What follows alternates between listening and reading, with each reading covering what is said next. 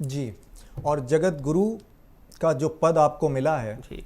इस पद को ध्यान में रखते हुए आपका जो दायित्व है वो सनातन धर्म के प्रचार प्रसार और संरक्षण को लेकर कैसा चल रहा है, क्या परियोजनाएं हैं, इसको लेकर आप बताएं कुछ। देखिए, परियोजनाएं बहुत हैं। धर्म के संवर्धन की दिशा में वो सारे कार्य, मैं कल भी पूरा दिन उत्तराखंड में था। जी। उत्तराखंड में जिस प्रकार से धर्म बढ़ना चाहिए, धर्म की सबसे बड़ी जगह है, सबसे बड़ी धरती है, आज तात्कालिक वर्तमान की जो सरकार है थोड़े बहुत कुछ कदम उठा रही है, पर मुझे लगता है कि अभी और ज्यादा आवश्यकता है। मैं अगर एजेंडाज की बात करूं तो मेरे अपने एजेंडा में सबसे महत्वपूर्ण है धर्म के लिए लोगों को जागृत करना, धर्म के लिए ये समझा पाना कि धर्म है क्या। क्योंकि 99.9% यानी 99.9% लोग धर्म को नहीं समझते, लोग जानते नहीं कि धर्म क्या है। धर्म पूजा करना, मंदिर जाना, स्वैग बनाना, रील बनाना अथवा वहां जाकर पिक्चरें खिंचाना धर्म नहीं है। धर्म आपके द्वारा कर्म की सच्चाई का नाम है। आप अपने कर्म को निष्ठा से, सत्यता से और पूर्ण विश्वास के साथ करें, ये सबसे बड़ा धर्म है।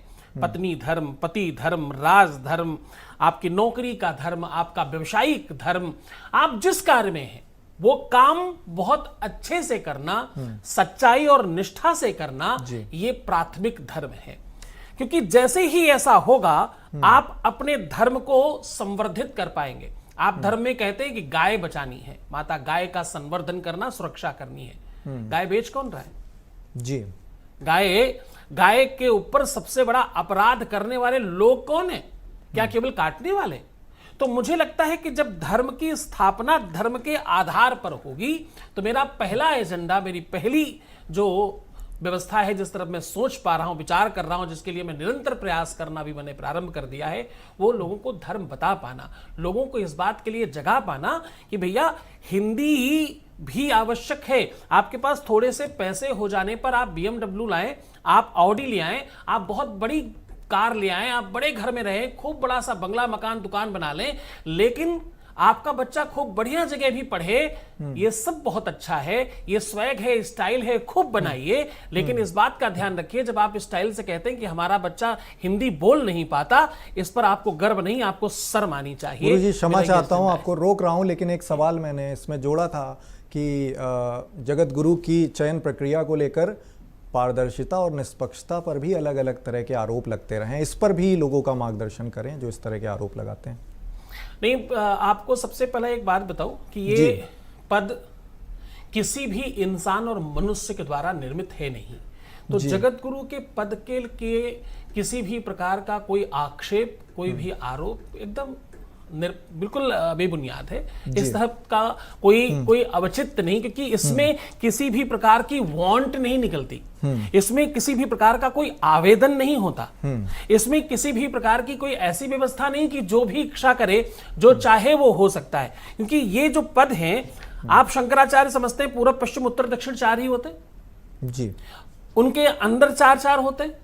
तो जहां पर नियुक्ति के स्थान सुनिश्चित हैं और एक व्यवस्था में है, वहां किसी भी प्रकार का कोई भी फेरबदल, किसी भी मनुष्य के द्वारा, इंसानों के द्वारा कोई भी इसमें अपनी मनमानी करने की कोई व्यवस्था है ही नहीं। क्योंकि एक कोई नहीं ना, इसमें कई लाख साधुओं के हस्ताक्षर होते हैं जी। इसमें नागा है, इसमें बैरागी हैं, इसमें आपके वैष्णव संत हैं, इसमें आपके निरक्त संत हैं। तो सब प्रकार के लोग एक साथ जब एक मत पर खड़े होते हैं तो ये नियुक्ति होती है।